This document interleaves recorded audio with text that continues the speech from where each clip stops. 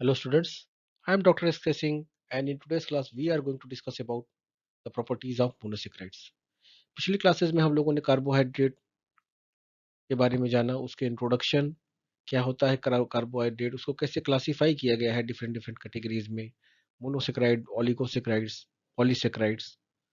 अब आने वाली क्लासेस में हम लोग इसकी प्रॉपर्टीज के बारे में एनालाइज करेंगे, different physical and chemical properties के बारे में देखेंगे और इसी प्रोसेस में हम लोग आज पहली प्रॉपर्टी एनालाइज करेंगे, आइसोमेरिज्म। So इस क्लास में आप लोग जानेंगे what is isomer and what kind of isomerism can be shown by monosaccharides.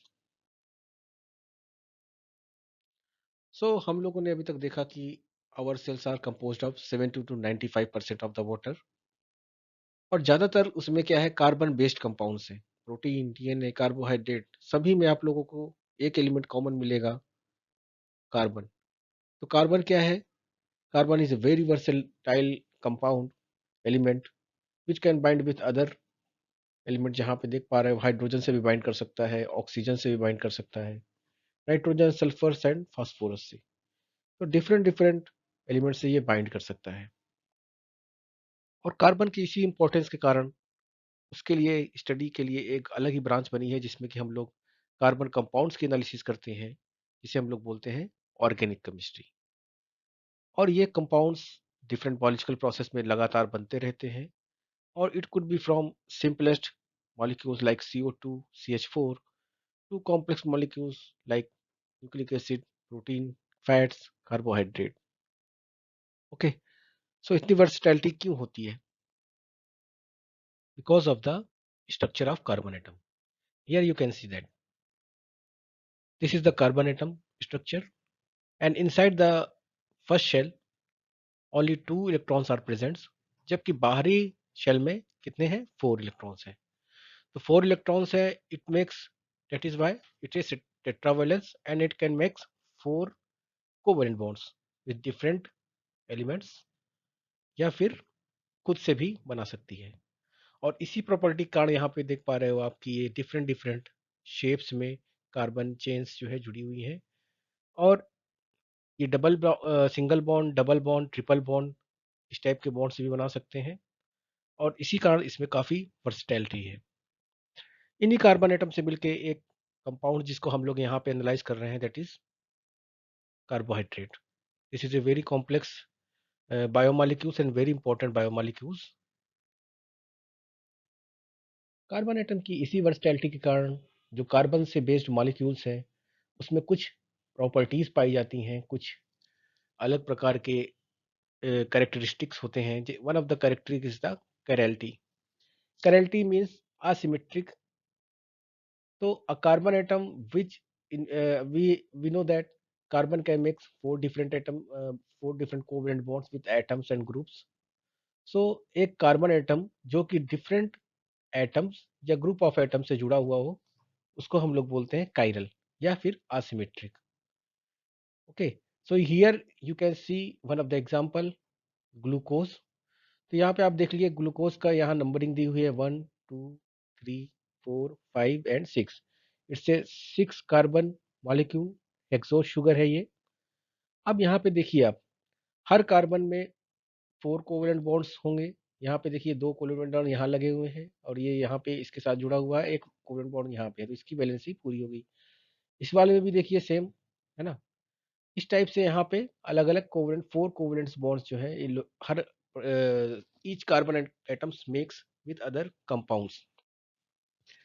तो आप यहाँ पे देखिए, for example the 4 groups attach the atom carbon atom 2। Carbon atom 2 में आप देख पाओगे यहाँ पे एक एग्जांपल यहाँ पे दिखा रहे हैं कि कायरलिटी क्या होती है, असिमेट्रिक कार्बन एटम। तो ये कार्बन एटम को अगर हम लोग ग्रुप देखें इसका, तो ये कार्बन से जुड़ा हुआ है, यहाँ पे एक CHO ग्रुप से जुड़ा हुआ है, this is a group of atom. और यहाँ पे ये हाइड्रोजन एटम से, और यहाँ पे OH, और यहाँ पे ये चेन से जुड़ा हुआ है। ठीक है, दिस इज चेन। तो this is the asymmetric carbon atom, asymmetric carbon atom, और इसी प्रॉपर्टी को बोलते हैं कायरलिटी। ओके, सिंपल वर्ड्स में अगर हम कहें तो एक ऐसा कार्बन जो कि 4 डिफरेंट एटम्स या ग्रुप ऑफ एटम्स से जुड़ा हुआ हो, उसको हम लोग बोलेंगे कायरल। तो glucose has 4 chiral carbon in its aldehyde form. तो यहाँ पे आप देखोगे it will contains 4 chiral carbons, 1 2 3 and 4.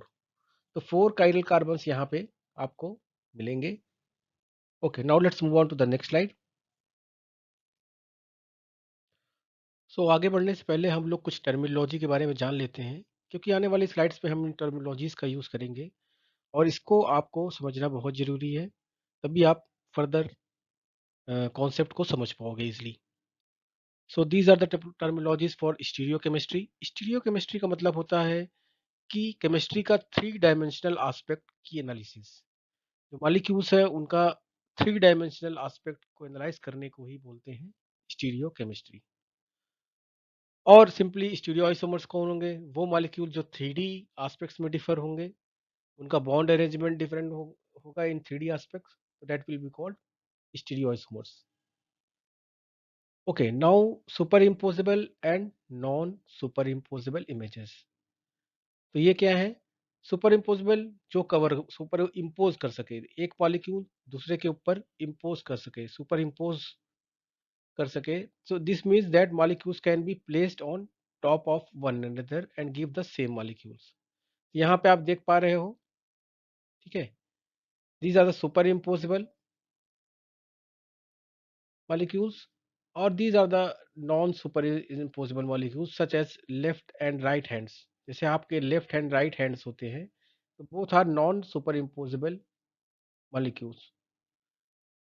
Okay, so they are that means molecules cannot be placed on the top of one another same. यहाँ पे मैं एक animation आपको दिखाना चाहूँगा. यहाँ पे देखिए एक मॉलिक्यूल ये लिए हुआ है और इस मॉलिक्यूल को हम लोग देख पा रहे हैं कि ये एक दूसरे के ऊपर, ये दोनों एक दूसरे के मिरर इमेजेस हैं. They are the mirror images of each other. लेकिन जब हम लोगों को एक दूसरे के ऊपर सुपर इम्पोज करने की कोशिश करते हैं तो क्या होता है? यहाँ पे आप देखिए, जब हम इसको सुपर इम्पोज करने की कोशिश करते हैं तो क्या हो रहा है कि सुपर इम्पोज नहीं हो पा रहा है. किसी पोजीशन में आप राउंड करके देख लीजिए, ये सुपर इम्पोज नहीं होंगे. They are the mirror images of each other but they are not super impossible molecules. So this kind of molecules are called non-superimposable. Okay. Further हम लोग इसको और समझेंगे डिटेल में. काइरल. काइरल के बारे में हम लोगों ने अभी पिछली स्लाइड में भी देखा था. सो ये समझिए आप कि जो non super impossible mirror images हैं, है ना, जो कि अपने दूसरे के ऊपर कवर अप नहीं कर पाती हैं, that we call chiral. Handedness, Greek में इसको बोलते हैं हैंडेडनेस. एंड जबकि super imposable images, mirror images को अपोजिट बोलेंगे achiral. Okay.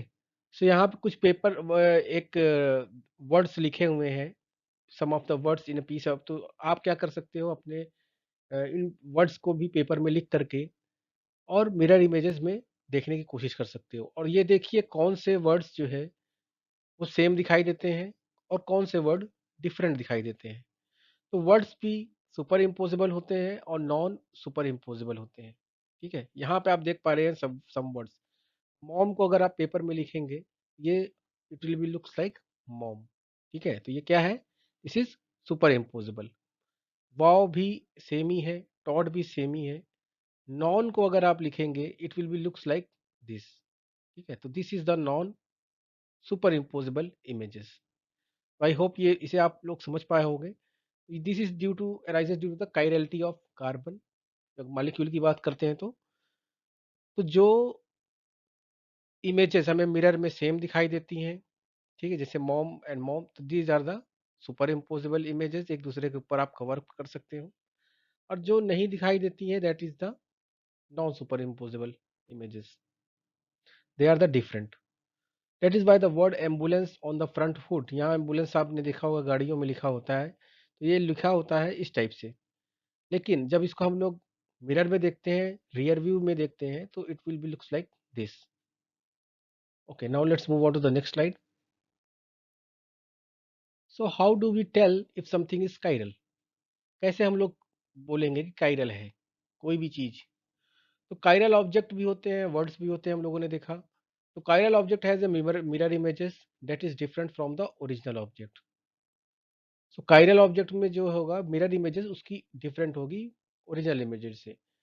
Chiral means handedness जो मैंने अभी बताया था आपको. So therefore mirror images is non super imposable. वो एक दूसरे को इम्पोज नहीं कर सकती हैं. That is why they are non super imposable images. तो यहाँ पे आप फील करो कि सपोज करो कि आपने रॉन्ग फिट का जो है शूज अपने उसमें पहन लिया है. So both your foot fit and shoes are chiral. Okay. यहाँ पे अदर फिगर में भी आप देख पा रहे हो लेफ्ट हैंडेड और राइट हैंडेड अगर है तो they are the mirror images of each other. लेकिन अगर हम लोग इसको एक दूसरे के ऊपर कवर अप सुपर इम्पोज करने की कोशिश करें तो we can not do that. So both hands are different but in the end looks like mirror images. एक दूसरे के साथ में हम लोग रखेंगे तो it will be looks like mirror images. तो it will be called non super imposable object.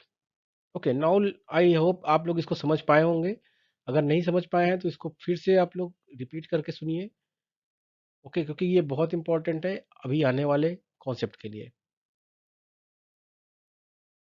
Okay. Due to the chirality of carbon atom some more properties हम लोग देख पाते हैं जैसे कि आइसोमेरिज्म. ग्लूकोज को हम लोगों ने बोला था कि 4 कायरल कार्बन्स हैं. तो पॉसिबल स्टीरियो आइसोमर्स कितने होंगे? 16. 2 to the power 4 that is 16 stereo isomers are possible in the case of glucose. Some isomer हम लोगों ने यहाँ पे दिखा रखे हैं आपको यहाँ पे एग्जांपल में ग्लूकोज के ही. तो यहाँ पे आप देखिए सब में CHO ग्रुप है ना. CHO यहाँ पे कौन सा ग्रुप है? कीटोन. लेकिन सबके मॉलिक्यूलर फॉर्मूला क्या है? वो सेम है. तो आइसोमर्स आर द कंपाउंड्स जिनके मॉलिक्यूलर फॉर्मूला सेम होते हैं लेकिन उनके स्ट्रक्चर और that is why their chemical properties are different. तो it's just like a twins. Twins के केस में हम लोग देखते हैं कि उनका फिजिकल कैरेक्टरिस्टिक सेम होता है. उनका जो वेट है, उनका कलर है, उनका रंग है, उनकी सिमिलर होता है.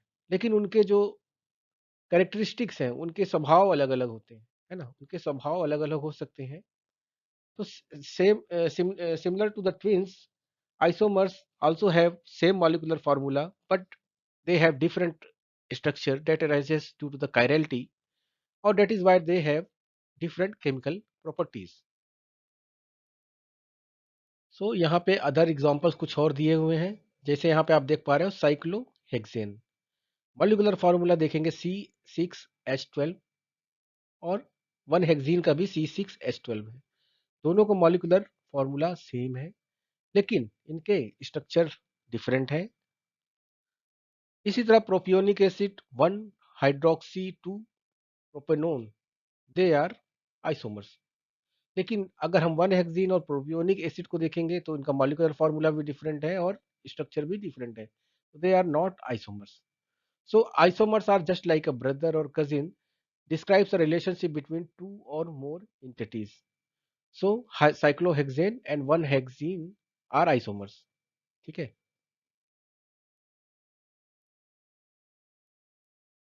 तो हम लोगों ने देखा कार्बन एटम की कायरलिटी के कारण एक प्रॉपर्टी आइसोमर्स.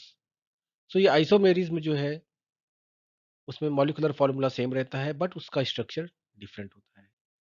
तो स्ट्रक्चर डिफरेंट होता है वो कैसे? यहाँ पे हम लोग देख पा रहे हैं कि आइसोमर्स को 2 पार्ट्स में डिवाइड किया गया है. कॉन्स्टिट्यूशनल आइसोमर्स और स्टीरियो आइसोमर्स. सो कॉन्स्टिट्यूशनल आइसोमर्स क्या है और स्टीरियो आइसोमर्स क्या है? कॉन्स्टिट्यूशनल आइसोमर्स वो आइसोमर्स हैं जिनमें की डिफरेंट बॉन्डिंग अरेंजमेंट होता है. यहाँ पे आप एक मॉलिक्यूल देख पा रहे हैं जिसमें कि फ्लोरीन एटम अटैच है नंबर एक कार्बन पर.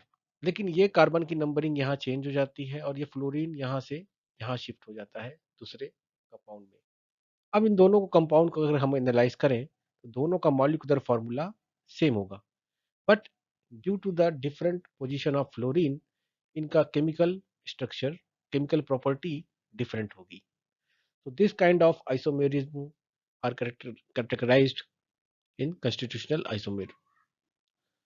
स्टीरियो आइसोमर्स में क्या होता है? यहाँ पे कोई बॉन्डिंग ब्रेक नहीं होती है. ओनली स्पेस ये स्पेशियल अरेंजमेंट डिफर करता है।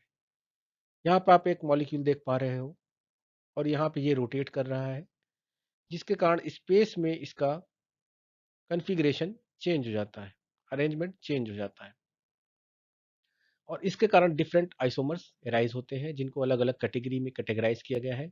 वो आने वाली स्लाइड्स में हम लोग देखेंगे। सो आइसोमर्स को टू डिफरेंट कैटेगरीज में कैटेगराइज किया गया है, constitutional and stereo isomers.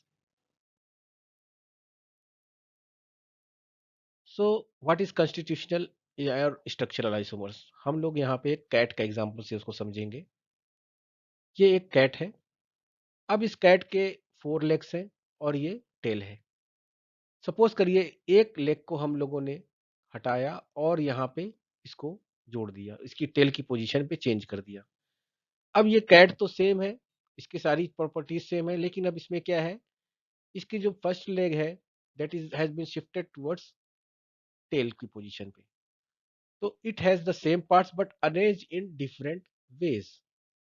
To take this oldie but goodie example, switch a tail and a leg and you make isocats. तो इसी को हम लोग बोलते हैं कंस्टिट्यूशनल आइसोकैट्स या फिर कंस्टिट्यूशनल और स्ट्रक्चरल आइसोमर्स।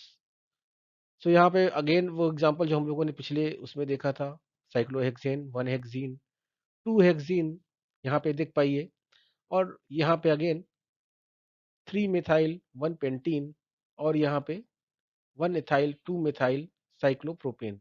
इन सब मॉलिक्यूल्स के मॉलिक्यूलर फॉर्मूला सेम है, बल बट इनके स्ट्रक्चरल अरेंजमेंट्स डिफरेंट है, जस्ट लाइक दिस कैट।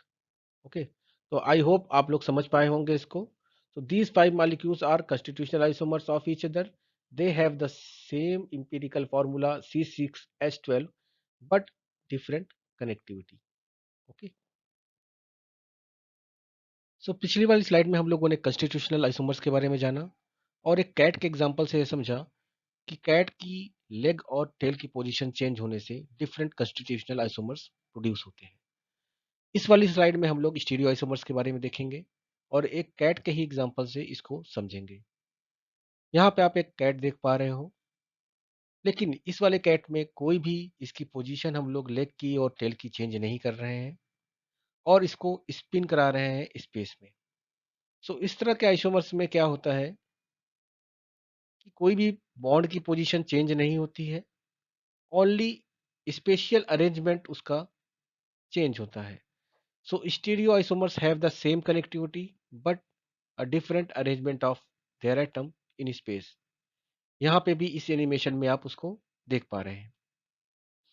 पिछले वाले स्लाइड में हम लोगों ने C6H12 के एक एग्जांपल को देखा था कंस्टिट्यूशनल आइसोमर्स में, और यहाँ पे भी हम लोग एक एग्जांपल देखेंगे कि एक C6H12 के different isomers, stereo isomers possible है। तो यहाँ पे आप इसको देख पा रहे हो, C6H12 के डिफरेंट स्टीरियो आइसोमर्स यहाँ पे ये एग्जांपल में दिए गए हैं।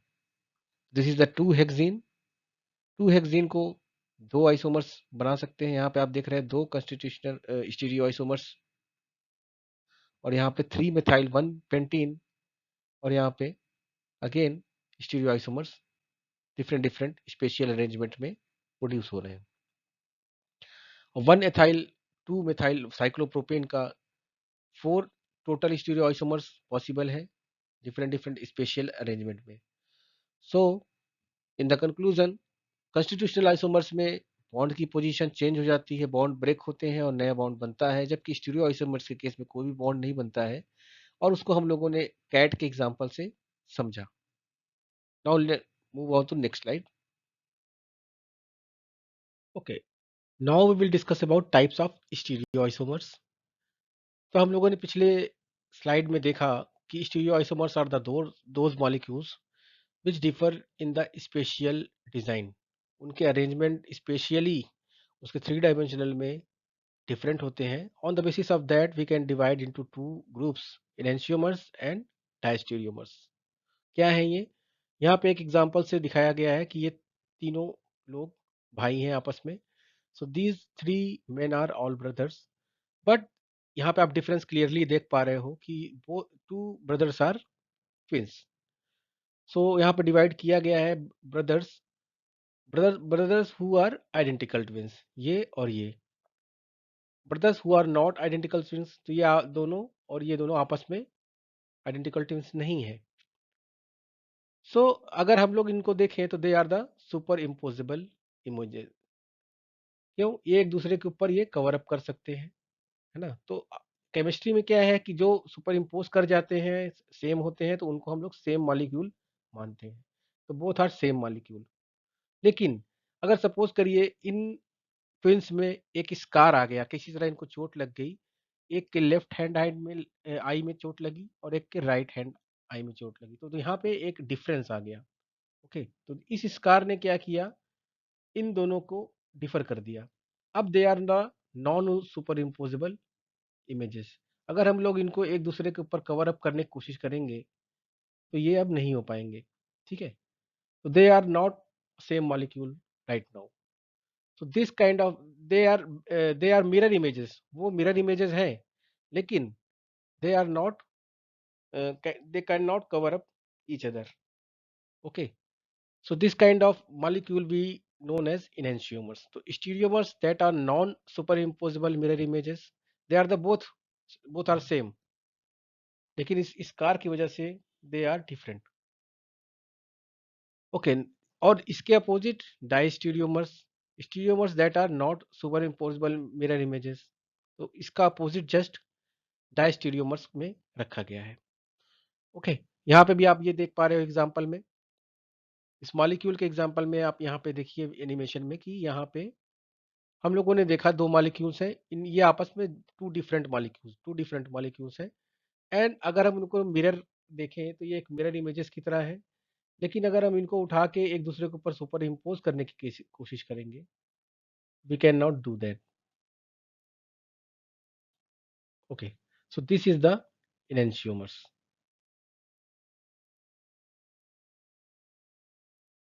ओके, तो स्टीरियो आइसोमर्स को enantiomers वर्सेस नॉन enantiomers में डिवाइड किया गया है। So brother who are identical twins are analogous to enantiomers, but they should have scar. तभी वो different हो पाएंगे, because in organic chemistry two molecules that can be superimposed on each other through the rotation of bonds, that is the conformational changes, or through the rotation of molecule itself, are considered to be same molecules. तो अगर ये scar नहीं है, so they can be superimposed on each other, एक दूसरे को cover कर सकते हैं और इसीलिए सेम मॉलिक्यूल की कैटेगरी में रखे जाएंगे। लेकिन अगर किसी वजह से इनमें स्कार आ जाता है डिफरेंट डिफरेंट पोजीशन, आई पोजीशंस पे, इन अदर वर्ड्स, तो molecules that are identical twins are not isomers, they are considered to be identical copies of the same molecules. ठीक है, तो केमिस्ट्री में तब ये इनएंशियोमर्स बन जाएंगे अगर इनमें स्कार आ जाएगा, because they are not the same molecules, they are the mirror images of each other but not the same molecule. Okay, so हम लोग ये कह सकते हैं one mole, a mole after 6.02 into 10⁻23 identical super impossible molecules. तो एक मोल में आपको इतने सुपर इम्पोजिबल मॉलिक्यूल्स मिलते हैं। So all molecules are the same in this one mole. Okay, and brothers who are not identical twins are called analogous to diastereomers. तो ये दोनों आपस में डायस्टीरियोमर्स हैं, they are not identical twins, तो both are totally different molecules. ठीक है, लेकिन ये दोनों डेंसियोमर्स हैं। सो पिछले स्लाइडों में हम लोगों ने जाना कार्बन की वर्सटैलिटी के बारे में, और इसी वर्सटैलिटी के कारण वो कैसे डिफरेंट आइसोमर्स का निर्माण करता है। ठीक है, कंस्टिट्यूशनल आइसोमर, स्टीरियो आइसोमर्स, और what are super imposable images, what are non super imposable images. तो इसको भी कॉन्सेप्ट को हम लोग समझ चुके हैं। अब इन्हीं कॉन्सेप्ट को हम लोग यूज करेंगे आने वाली स्लाइड्स में समझने के लिए मोनोसेक्राइड्स को। मोनोसेक्राइड जो हम लोग स्टडी कर रहे हैं, these are the carbohydrates, group of carbohydrates जो कि सिंगल, बहुत सिंपलेस्ट मॉलिक्यूल है monosaccharides. And they also have asymmetric carbon, एक ऐसा कार्बन जो कि डिफरेंट एटम्स या ग्रुप से अटैच होता है, ठीक है। So they also shows isomerism. किस टाइप के आइसोमर शो करते हैं ये? कॉन्स्टिट्यूशनल, जो मैंने बताया था पहले भी, और स्टीरियोमर्स। कॉन्स्टिट्यूशनल को हम लोग ऐसे समझेंगे कि एक ब्रेसलेट है, सिंपल ब्रेसलेट आपके पास है, जिसमें कि रेड एंड ग्रीन बीड्स लगे हुए हैं। लेकिन दूसरे ब्रेसलेट्स में क्या है, इन्हीं रेड एंड ग्रीन बीड्स को डिफरेंटली अरेंज किया गया है। This kind of isomers we can categorize into constitutional और स्ट्रक्चरल आइसोमर्स। जबकि स्टीरियो आइसोमर्स के केस में क्या है, connectivity is the same, connectivity same रहेगी, but the parts of oriented differently in space. बस दे वो क्या है, डिफर स्पेस में वो डिफर करेंगे, specially their arrangement is differ.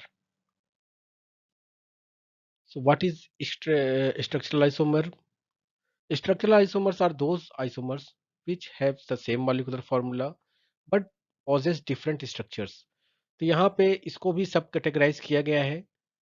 ये डिफरेंस किस में हो सकता है, या तो लेंथ ऑफ कार्बन चेन में हो सकता है, चेन आइसोमर्स में आएंगे वो लोग, या फिर position of substituent groups, it will B comes under positional isomers, और इन पोजेसिंग डिफरेंट फंक्शनल ग्रुप। तो यहाँ पे आप कुछ एग्जांपल देख पाओगे, जैसे कि ब्यूटेन एंड आइसोब्यूटेन, ये आता है चेन या पोजिशनल आइसोमर्स में। आप देखेंगे यहाँ पे एक कार्बन, ये पोजीशन चेंज हो रही है कार्बन की धीरे धीरे, और यहाँ से ब्रेक होके ये इस सेकंड पोजीशन पे जाके जुड़ रहा है, और इसी कारण बन रहा है आइसोब्यूटेन। तो दोनों के मॉलिक्यूलर फार्मूला सेम है, लेकिन due to the this rearrangement of bonds, यहाँ पे आप देखिए आइसोब्यूटेन का निर्माण हो रहा है। तो this both molecules are the same, both have the same molecular formula but have different structure. Another example यहाँ पे दिया हुआ है मोनोसेक्राइड का, D glucose and D fructose. दोनों के मॉलिक्यूलर फार्मूला आप देखेंगे सेम है, C6H12O6, लेकिन यहाँ पे आप देखेंगे फंक्शनल ग्रुप में डिफरेंस हो रहा है। यहाँ पे कौन सा फंक्शनल ग्रुप है, this is the CHO aldehyde group है, और यहाँ पे COO, ठीक है सब। यहाँ पे डबल बॉन्ड ओ, ये आपका आ रहा है कीटोन ग्रुप। तो this we categorize under aldose ketose isomerism, इसको इसमें भी रखा जाता है, और फंक्शनल ग्रुप आइसोमर्स में भी रखा जाता है। तो स्ट्रक्चर आइसोमर्स को आई होप आप लोग समझ रहे होंगे, only difference in the structure, ठीक है। उनका स्ट्रक्चर जो है वो डिफरेंट हो जाएगा, मॉलिक्यूलर फार्मूला सेम रहेगा। Okay, now let's move on to this slide and see stereoisomers. Stereoisomers के बारे में हम लोगों ने काफ़ी डिस्कस कर चुके हैं कि उनका सेम मॉलिक्यूलर फार्मूला सेम होता है। तो वो डिफरेंस कहाँ होता है, उनका स्पेशियल कॉन्फ़िगरेशन में। यहाँ पे एक मॉलिक्यूल आप देख पा रहे हो, और इसमें एक ये ग्रुप लगा हुआ है, ग्रुप्स ऑफ एटम लगे हुए हैं इसके ऊपर वाले, यहाँ पे इस पोजीशन पे, और ये रोटेट कर रहे हैं, है ना, ये रोटेट कर रहे हैं। तो इससे क्या है कि इसका स्पेशियल कॉन्फ़िगरेशन डिफर हो रहा है। एक मॉलिक्यूल जो है कभी एक तरीके से दिखता है, वही मॉलिक्यूल दूसरे तरीके से स्पेशल कॉन्फ़िगरेशन में दिख रहा है। तो this kind of isomerism will be categorised into stereoisomers. यहाँ पे एग्जांपल, आप अनदर एग्जांपल देख पाओगे, fumaric acid and malic acid, ठीक है, दो both have the same molecular formula. लेकिन यहाँ पे आप क्या देख पा रहे हो कि यहाँ पे एक कार्बोक्सिलिक ग्रुप इस पोजीशन पे लगा हुआ है, और एक जो है यहाँ पे इस पोजीशन पे लगा हुआ है। तो यहाँ पे अपोजिट है, और यहाँ पे सेम साइड है, ठीक है। तो this will be the cis trans isomers, ठीक है। तो सिस वाले में क्या होता है, both are the same side. यहाँ पे देखिए आप सिस सिस वाला इसी में देख पा रहे हैं, CH3 and CH3 both are the same side, HH भी सेम साइड में रहेगा। तो it this kind of isomer will be the cis cis isomer. जबकि ट्रांस में क्या होगा, अपोजिट में रहेंगे। तो स्टीरिक रिपल्शन जो कि मॉलिक्यूल्स के बीच में लगेगा, तो वो it will be the greater in between cis isomer और लेसर इन ट्रांस आइसोमर्स। तो this kind of stereo isomers cis trans isomerism भी शो करते हैं, जियोमेट्रिकल आइसोमर में उनको रखा गया है, जिनमें कि बॉन्ड की ग्रुप्स की पोजीशन जो है डिफर करती हैं। ओके, नाउ लेट्स यहाँ पे एक ऑप्टिकल आइसोमर्स भी आप देख पा रहे हो, एनेंशियोमर्स जिसको हम लोगों ने पहले भी डिस्कस कर चुके हैं।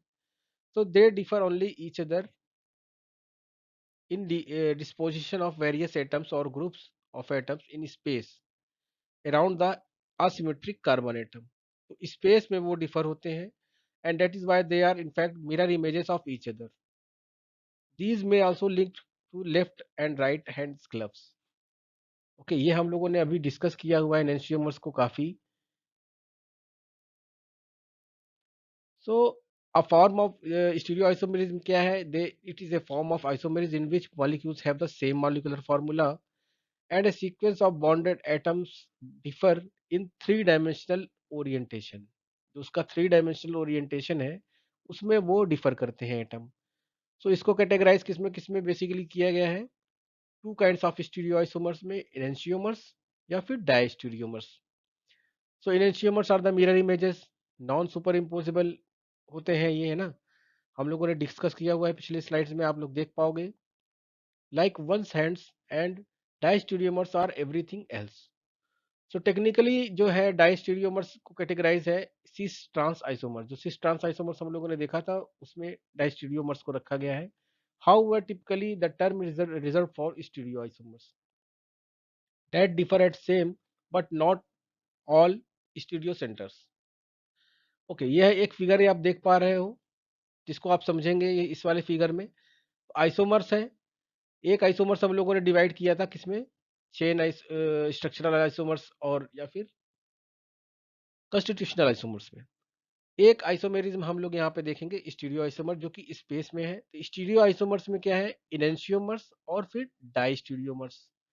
ठीक है, दो ग्रुप में डिवाइड किया गया है। डाइस्टीरियोमर्स को फर्दर डिवाइड करेंगे हम लोग एपीमर्स एंड एनोमर्स में। ये भी हम लोग अभी एनालाइज करेंगे। तो यहाँ पे आप देख पा रही है, इस वाले फिगर को आप अच्छे से समझिए तो आपको ये चीजें कॉन्सेप्ट क्लियर होगा। तो स्टीरियो आइसोमर्स को दो कैटेगराइज में डिवाइड किया गया है, इनेंशियोमर्स एंड डाइस्टीरियोमर्स में। और डाइस्टीरियोमर्स जो है वो एपीमर्स एंड एनोमर्स में फर्दर डिवाइडेड किए गए हैं। Okay, now let's move on to the next slide. So glucose के स्टीरियो आइसोमेरिज्म को अगर हम लोग डिवाइड करें तो we can see four kinds of stereo isomerism in glucose: D and L isomerism, optical isomerism, epimerism and एनोमेरिज्म।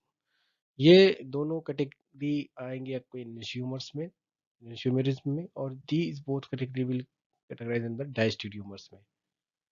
तो हम लोग दोनों को एनालाइज करेंगे आने वाली स्लाइड्स में। So enantiomers are the pair of molecules that are non superimposable mirror images of each other. यहाँ पे एग्जांपल आप उससे ही देख पा रहे हो। ठीक है, यहाँ पे इस एग्जांपल में आप देख पा रहे हो both are the mirror images of each other but they are non superimposable. Older term chirality था। कायरलिटी वाज कायरल असिमेट्रिक या स्टीरियो सेंटर को यूज किया जाता था ओल्डर टर्म्स को, but now people are using stereo center. So अगर chemical और physical property देखें इनेंशियोमर्स की, जैसे सपोज करिए दो मॉलिक्यूल्स इसकी और इसकी, हम लोग फिजिकल और केमिकल प्रॉपर्टीज को एनालाइज करें तो क्या है? The melting point, boiling point या heat of combination, this kind of physical और chemical property will be the same. दोनों ही ये सारी प्रॉपर्टीज इसमें सेम ही होंगी इनेंशियोमर्स में। तो इनमें डिफरेंस कहाँ पे है?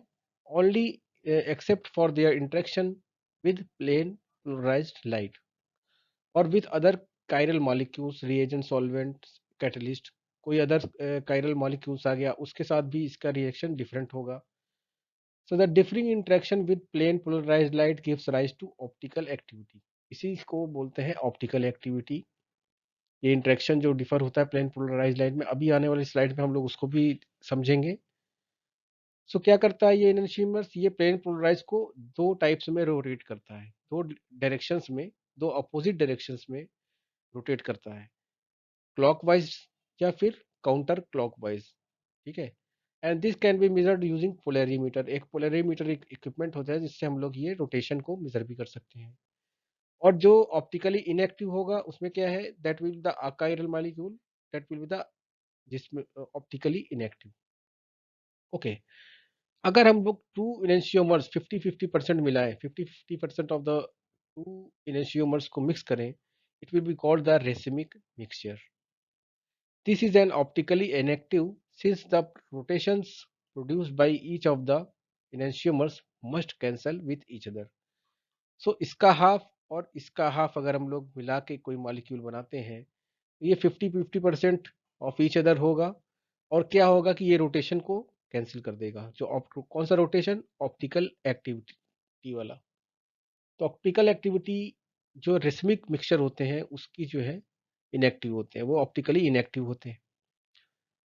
If there is more of one enantiomer than the other, the optical purity of a sample can be determined by measuring the rotation and comparing it to that of pure enantiomers. And this can be used to stabilize the enantiomeric excess of the mixture. तो purity भी optically activity से नापी जाती है, major की जाती है. ठीक है. Carbohydrates can also be stereoisomers या स्पेशल आइसोमर्स हम लोगों ने देखा. तो यहाँ पे एग्जांपल्स आप देख पा रहे हो कार्बोहाइड्रेट्स का जो कि इनेंशियोमर्स शो कर रहे हैं, इनेंशियोमेरिज्म शो कर रहे हैं. So in sugars that contain many chiral centers, only the one that is the most distant from carbonyl carbon is designated as D or L. यहाँ पे आप देख पा रहे हो D glyceraldehyde simplest carbohydrate molecule और डी ग्लिसरल्डिहाइड का ही एक एल ग्लिसरल्डिहाइड. तो दोनों में और ये हाइड्रोक्सिल ग्रुप की पोजीशन चेंज है and that is why they are mirror images of each other. Okay, तो simplest aldose glyceraldehydes contain one chiral center and their of two different optical isomers are enantiomers. ठीक है. तो दो chiral center हैं इसमें, one chiral centers and that is why they have two different optical isomers. So enantiomers are mirror images of each other. D and L isomers को आप देख पा रहे हो, D glucose and L glucose को, और दोनों की वाटर सॉल्युबिलिटी भी सेम ही होती है. लेकिन इसके बावजूद most of the living organism कौन सी शुगर यूज करते हैं? D stereo isomers. जो डी स्टीरियो आइसोमर्स है उसी को यूज कर पाते हैं most of the living organism, और इसका कारण कोई भी अभी तक समझ नहीं पाया है. तो डी और एल स्टीरियो आइसोमेरिज में भी कैटेगराइज किया गया है मोनोसेक्राइड्स को.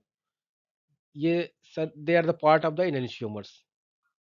तो D and L enantiomers refer to the configurational stereochemistry of a molecule. जो हम लोगों ने बताया था stereochemistry, three dimensional spatial arrangement को एनालाइज करते हैं.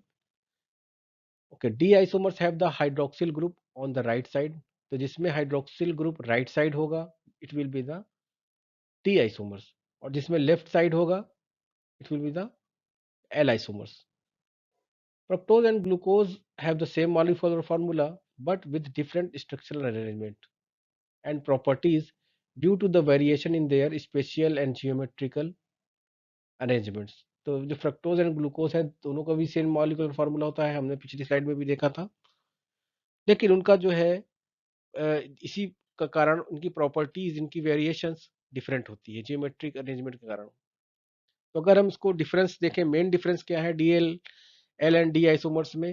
हाइड्रोक्सिल ग्रुप का. हाइड्रोक्सिल ग्रुप्स क्या है, किसी में जो एल है उसमें लेफ्ट साइड में होगा, जबकि डी वाले में क्या है वो राइट साइड में होगा. ओएच ग्रुप की पोजीशन दोनों में डिफर होती है and both are mirror images of each other and they can differently rotate the plane polarized light. So जो एल वाले हैं वो एंटी क्लॉकवाइज घुमाते हैं लाइट को, प्लेन पोलराइज्ड लाइट को, जबकि ये रोटेट करते हैं क्लॉकवाइज, डी आइसोमर्स. ओके, यहाँ पे अगेन वही एनिमेशन आप देख पा रहे हो. D glucose is the enantiomer of L glucose. ठीक है. यहाँ पे एक एग्जांपल में आप देख पा रहे हो कि दोनों मिरर इमेजेस हैं ईच अदर और नॉन सुपर इम्पोजिबल इमेजेस हैं.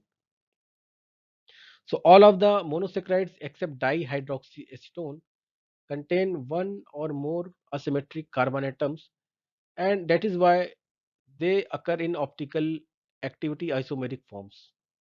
Okay. ओके, यहाँ पे अगेन आप देख पा रहे हैं डी glyceraldehyde and L-glyceraldehyde. तो glyceraldehyde has one chiral atom, तो कन्वेंशनल यहाँ पे आप 2 n to the power n stereoisomers होंगे, तो यहाँ पे आप देख पा रहे हैं 2 आइसोमर्स पॉसिबल है। एल्डोहेक्सोस के केस में 4 chiral सेंटर पॉसिबल है, तो यहाँ पे आप देख पा रहे हो 16 टोटल पॉसिबिलिटी है डिफरेंट स्टीरियोआइसोमर्स की। So the stereoisomers of monosaccharides of each carbon chain length are divided into two groups that differ in the configuration about the chiral carbon that is most distant from the carbonyl group. So those in which the configuration of this representative carbon is same as the diglyceraldehyde and designated as D isomers, and those with the same configuration as L-glyceraldehyde are designed as the L isomers. और इसी फार्मूले से हम लोगों ने देखा कि 16 possible aldohexoses are possible, 8 are D forms and 8 are L forms. And why reason D form is predominating in nature, it's still unknown. Okay, so जो इसको कैसे हम लोग लिखते हैं, यहाँ पे आप देख पा रहे हैं उसको मोस्ट ऑक्सीडाइज्ड कार्बन एल्डी जो फॉर्म है कार्बन का, वो हम लोग टॉप पे रखते हैं। तो these are the most oxidised form, और यहाँ पे आप देख पा रहे हैं उसको टॉप पे लिखा जाता है, और उसके बाद जो है धीरे धीरे नीचे तक उसको हम लोग लिखते हैं। फंक्शनल ग्रुप जो मोस्ट ऑक्सीडाइज्ड फॉर्म है that will be in the top, और यहाँ पे आप देख पा रहे हो कीटोन को यहाँ पे लिखा गया है। Okay, so 2 isomers of the aldohexoses sugars are L and D glucose, and D glucose is the biologically active, and both are mirror images of each other, but L glucose cannot be used by the cells. ठीक है, these are the different structure of the D and L glucose, L ribose, fructose and glyceraldehyde. So you should note down in your notebook for better understanding. Now we will see some of the structures of the D monosaccharides. So these are the various structures of the D aldoses.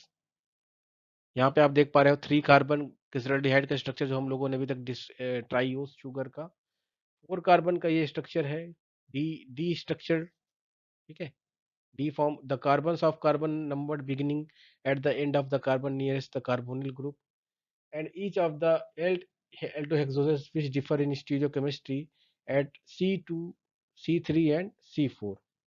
ठीक है, यहाँ पे इनकी different chiral carbon के numbers दिए हुए हैं, and has its own name D glucose, D mannose, D galactose and so forth। okay okay, this is the further D ketose, ketoses के स्ट्रक्चर है, triose 3 carbon di hydroxy acetone, D erythrulose. तो 4 and 5 carbon ketoses are designated by inserting ul, UL जो है वो insert किया जाता है 4 और 5 कार्बन के केस में। यहाँ पे आप देख पा रहे हो यूएल इंट्रोड्यूस किया गया है word into the name of corresponding aldoses. For example, D-ribulose is the ketopentose corresponding to the aldopentose D-ribose. So the ketohexoses are named otherwise. For example, fructose is named Latin fructoses, fruit. Okay, now let's move on to the next slide. This is the common stereoisomer L in the L form. Some sugar occur naturally. So ये जो sugar है L arginose जो है ये naturally L form में exist करती है. Most of the sugar exist in the form of in D form, but ये sugar arginose they naturally occur in the form of L form. Some examples are L-arginose and L-isomers of the some sugar derivative are common components of glycoconjugates. Okay, now let's discuss about optical isomerism. हम लोगों ने बताया कि D और L isomers के बारे में हम लोगों ने देखा कि वो प्लेन पोलराइज्ड लाइट को डिफरेंट रोटेशन में रोटेट करते हैं। वो क्या होता है?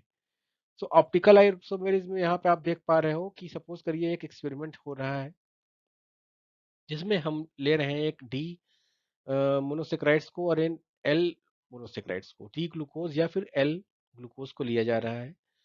और उसके उस सॉल्यूशन से के थ्रू क्या plane beam of polarised light जो है पास ऑन की जा रही है। ओके, तो हम लोग क्या देखेंगे यहाँ पे, आप देख पा रहे हो एक्सपेरिमेंट में कि when a beam of polarized light is passed through a optical active solution, it may be rotated either to the right or to the left direction, and it depends on the typical optical activity of the isomer present. ठीक है, तो जो optical activity हो isomer उसके according ये plane light को right direction या फिर लेफ्ट डायरेक्शन में रोटेट कर देगा। और अगर राइट डायरेक्शन में रोटेट करेगा, it will be called dextro rotatory, right side rotation. ठीक है, और it will be the clockwise.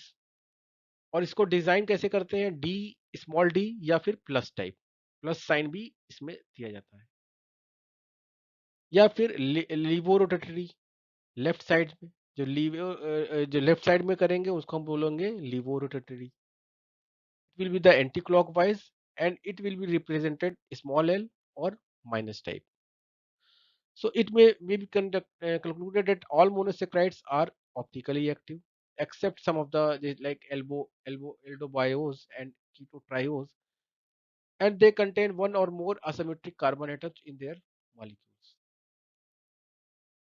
So यहाँ पे आप देखिए, एक इक्वल मिक्सचर को अगर हम लोग मिला देंगे, डी एंड एल आइसोमर्स के इक्वल मिक्सचर को मिलाएंगे, क्या होगा, वो ऑप्टिकली इनएक्टिव हो जाएगा, वो रोटेशन नहीं करेगा।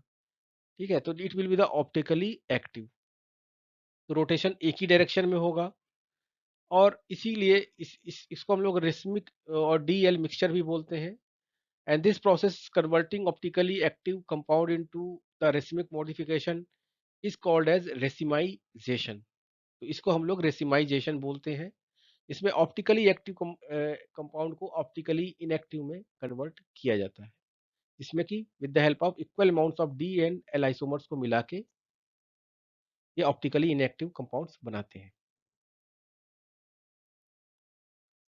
सो कॉलिंग अ कंपाउंड डी और L, it actually a notation tells you something about the stereochemistry। जो कैपिटल वाला है वो हमें स्टीरियोकेमिस्ट्री के बारे में बताता है, उसकी पोजीशन के बारे में बताता है कि क्या, for example sugars, it just tell you the stereochemistry at the reference centre in the molecule. ठीक है, यहाँ पे पोजीशन बता रहा है कि किस डायरेक्शन में आपके OH ग्रुप लगे हुए हैं। तो बाय कन्वेंशन ये माना जाता है, जबकि स्मॉल डी प्लस या फिर स्मॉल एल माइनस क्या बताते हैं, ये आपको रोटेशन बताते हैं। For sugars the difference is the all the D sugars have the H to the left side Fisher diagram, and L sugars are their mirror images. So this is nothing to do about optical rotation। D और L जो है optical rotation से नहीं बता सकते हैं इसको। यहाँ पे आप एग्जांपल देख पाओगे इसका भी। Some D sugars are dextrorotatory and they rotate polarized right to the right direction and designated D, note the lower case or plus. Some are levorotatory and designated as L minus। ठीक है, तो यहाँ पे आप देख पा रहे हो। So thus D glucose is dextrorotatory and D fructose is levorotatory. And if it is desired to indicate the direction of the rotation, the two names may be written as D plus glucose या फिर D minus fructose। यहाँ पे आप देखिए D minus लिखा हुआ है। ठीक है, D minus fructose। तो आप यहाँ पे समझिए कि D जो है इट इज द, हमें क्या बताता है, फंक्शनल ग्रुप की पोजीशन को बता रहा है, ना कि रोटेशन की। जबकि प्लस और माइनस क्या इंडिकेट कर रहे हैं, रोटेशन को इंडिकेट कर रहे हैं। तो similarly D electrodes is लिवोरोटेटरी। D electrodes जो है वो लिवोरोटेटरी है, मतलब कि लेफ्ट हैंड में करता है, जबकि D थ्रियोज is the dextrorotatory. Okay, तो आप ये कन्वेंशन समझने की कोशिश करिए कि D, capital D and capital L forms will be tell the position of OH group, not the rotation of light। सो हम लोगों ने देखा कार्बोहाइड्रेट को स्टीरियो एनंशियोमर्स के केस में, डिफरेंट एनंशियोमर्स कार्बोहाइड्रेट्स के। Carbohydrates can be diastereomers. Diastereomers क्या है, that are not mirror images to each other, and these diastereomers have different physical properties. For example, water solubilities of threos and extros are different. तो अब हम लोग थोड़ा सा देखेंगे डायस्टीरियोमर्स के बारे में। यहाँ पे एग्जांपल आप देख पा रहे हो, D glyceraldehyde and D इलेक्ट्रोस, these are the diastereomers. Okay, now let's move on to the next slide. So those stereomers which are differing in its configuration at only one chiral carbon atom are called epimers. तो stereo diastereomers में हम लोग सबसे पहले analyse कर रहे हैं epimers के बारे में, और वो स्टीरियो आइसोमर्स जिन जो कि सिर्फ एक कायरल कार्बन से में डिफर करते हैं, it will comes under epimers. So epimers are the carbohydrate which vary in one position for the placement of OH group. For the best example are D glucose and D galactose. यहाँ पे आप example देख पा रहे हो, D glucose and D galactose, both monosaccharides are D sugars, meaning that OH group on carbon 5 of the these hexos are located at the right side. ठीक है, right side में लोकेट होंगे दोनों ग्रुप में. The only difference between D glucose and D galactose, it's at its position number 4. Position number 4 पे carbon जो होगा वो क्या होगा, OH is on the right in Fischer projection, और जबकि डी गैलेक्टोज के केस में OH ग्रुप लेफ्ट साइड में होगा. तो it differs only in one position of the carbon OH group. ठीक है, तो that single different makes the D glucose and D galactose epimers. तो ये ही एपीमर्स होते हैं जो कि only one chiral carbon atom के कन्फिग्रेशन में डिफर होते हैं. So they are not enantiomers और डायस्टीरियोमर्स और isomers, they are only epimers. ठीक है, D mannose and D galactose are both are epimers of D glucose, and D mannose and D galactose vary at more than one chiral center and are diastereomers but not epimers.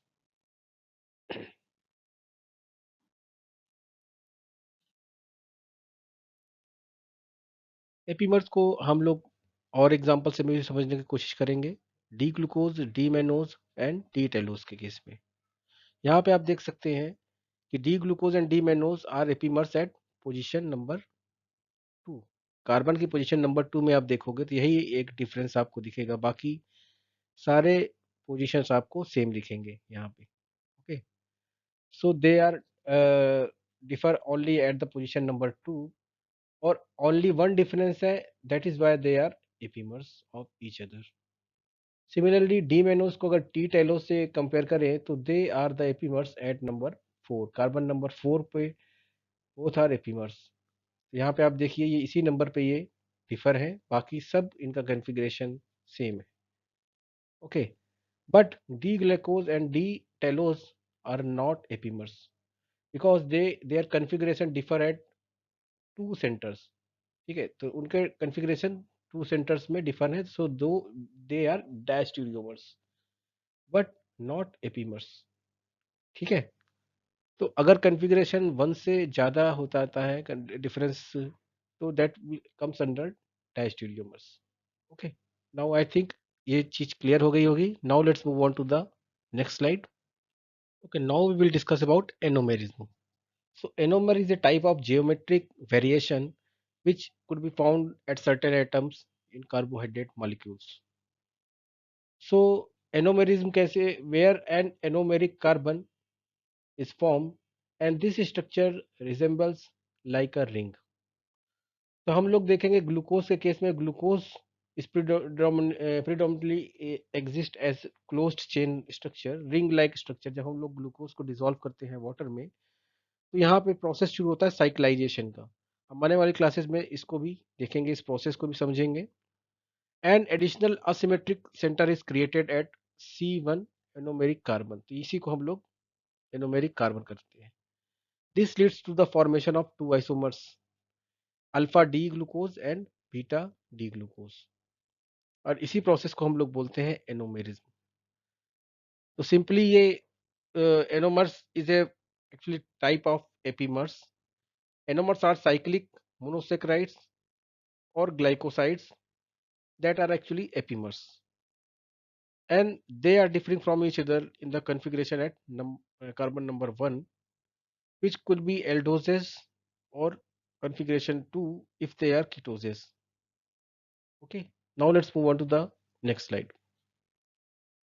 So अगर हम लोग difference देखें epimers versus anomers में, तो epimers and anomers are both optical isomers that differ in the configuration at a single carbon atom. दोनों में ही single carbon atom में डिफरेंस आएगा, but there is a difference in their definitions.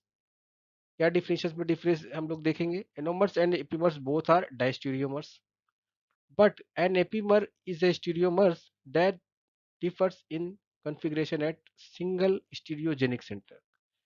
एक single stereogenic centre, जिसे chiral centre भी बोलते हैं, कायरल, उसमें डिफर होगा एपीमर, जबकि anomer is actually an epimer that differs in configuration at the acetal या फिर हेमी एसिटल कार्बन में। जो फंक्शनल ग्रुप होते हैं एल्डिहाइड या कीटोन ग्रुप, उसमें इसमें डिफरेंस आता है। Anomers differ from each other in its structure and their anomeric carbon, whereas epimers differ from each other at any one of the chiral carbons present in their structure। यहाँ पे आप इसको समझ पाओगे। तो ये फंक्शनल ग्रुप है यहाँ पे, और ये फंक्शनल ग्रुप है। यहाँ पे इसकी पोजीशन चेंज है, ऑक्सीजन की पोजीशन जो है वो चेंज है। यहाँ पे देखिए आप, हाइड्रोक्सिल ग्रुप यहाँ पे साइड में लगा हुआ है और यहाँ पे इस साइड में लगा हुआ है। तो this is the alpha D glucose and beta D glucose. यहाँ पे फंक्शनल ग्रुप में डिफरेंस आ रहा है, यहाँ पे पोजीशन में फंक्शनल ग्रुप है, वहां पे इसके डिफरेंस आ रहा है OH ग्रुप का। ओके, लेकिन यहाँ पे किसी भी पोजीशन में डिफरेंस आ सकता है। यहाँ पे एनोमेरिक वाले केस में, एनोमेरिज्म में सिर्फ फंक्शनल ग्रुप में ही डिफरेंस आएगा, जबकि एपीमर्स के केस में किसी भी पोजीशन पे डिफरेंस आ सकता है, any one of the chiral carbon present in their structure. Okay, so I hope ये आप लोग समझ गए होंगे कि both are diastereomers, but what is the difference between these are mentioned here। Okay, now let's move on to the next slide।